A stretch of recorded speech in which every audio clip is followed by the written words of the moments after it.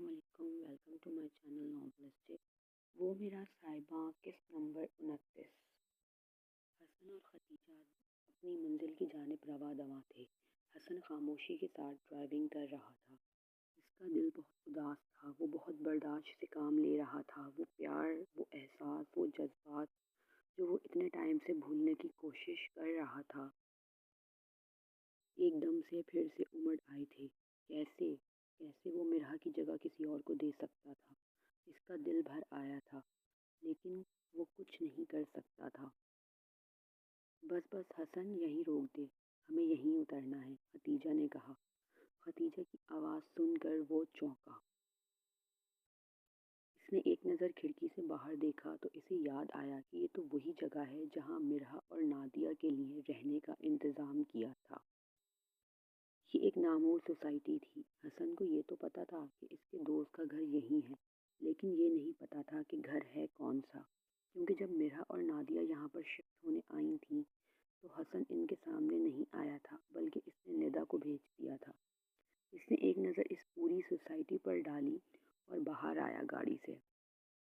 वो अपने आप को मिरहा के बारे में सोचने से बाज रख रहा था। वो दोनों चलते चलते खूबसूरत मकान के आगे रुके। हाँ, यही है इनका घर, खदीजा ने मुस्कुराते हुए कहा। खदीजा ने डोर बेल बजाई। मुलाजमा ने दरवाज़ा खोला और इनको अंदर आने को कहा। आप यहाँ बैठे, मैं बाजी को बुलाती हूँ। हसन और खदीजा बैठकर इनका इंतज़ार करने लगी। अचानक ही हसन के नंबर पर अस्पताल से कॉल आई। वो कॉल सुनने के लिए गेट के पास जाकर बात करने चला गया। कॉल ख़त्म होने के बाद जैसे ही हसन लाउंज में आया, वहाँ का मंजर देखकर वो हैरान रह गया। सोफे पर खदीजा के साथ नादिया बैठी थी। अरे हसन बेटा, आओ ना, वहाँ क्यों रुक गए? खदीजा ने हसन को देखकर मुस्कुराते हुए कहा। अस्सलाम वालेकुम आंटी। हसन ने बामुश्किल नादिया को सलाम किया और खदीजा के पास आकर बैठ गया। इसकी समझ नहीं आ रहा था कि इसके साथ क्या हो रहा है। वालेकुम अस्सलाम बेटा, कैसे हो? नादिया ने मुस्कुराते हुए सलाम का जवाब दिया। जी ठीक हूँ। हमारी बेटी कहाँ है? अब जल्द से जल्द आप इसको भी लाइए, खदीजा ने मुस्कुराते हुए मिरहा का पूछा था।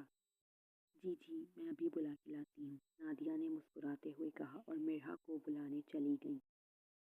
ये सब क्या है? इनके जाते ही हसन ने खदीजा से पूछा। ये तेरे लिए एक सरप्राइज़ है।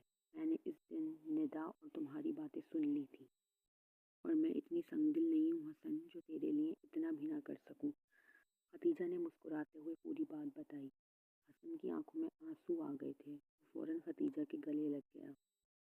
इतने में ही मिरहा नादिया के साथ लाउंज में दाखिल हुई। इसको देखकर हसन को जो सुकून मिला था वो बता नहीं सकता था।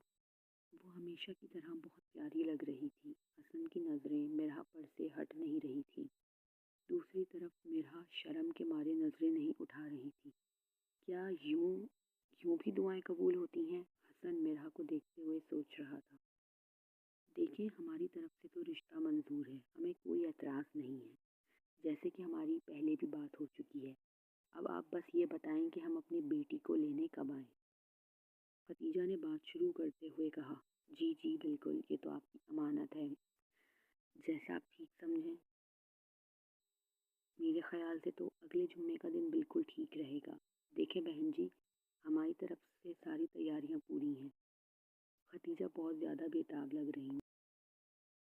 वो तो ठीक है बिल्कुल, लेकिन हमें तो टाइम चाहिए, नादिया ने कहा। आप बिल्कुल बेफिक्र रहें, हमें कुछ भी नहीं चाहिए।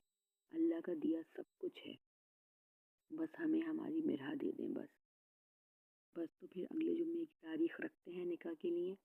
सादगी से निकाह और फिर रुखसती। जो आपको बेहतर लगे। नादिया ने मुस्कुराते हुए खदीजा को गले लगाया और सबका मुंह मीठा कराया। खदीजा भी उठी। उन्होंने मिरहा के हाथों में नेक के पैसे रखे और इसको मिठाई खिलाई और गले लगाया। इन सब में सबसे ज़्यादा खुश जो था वो हसन था कि हसन को इसकी ज़िंदगी की सबसे बड़ी खुशी मिल गई थी। अगली किस्त जल्द। अगर आपको वीडियोस अच्छी लगें तो चैनल को लाइक करें, शेयर करें, सब्सक्राइब करें। थैंक्स।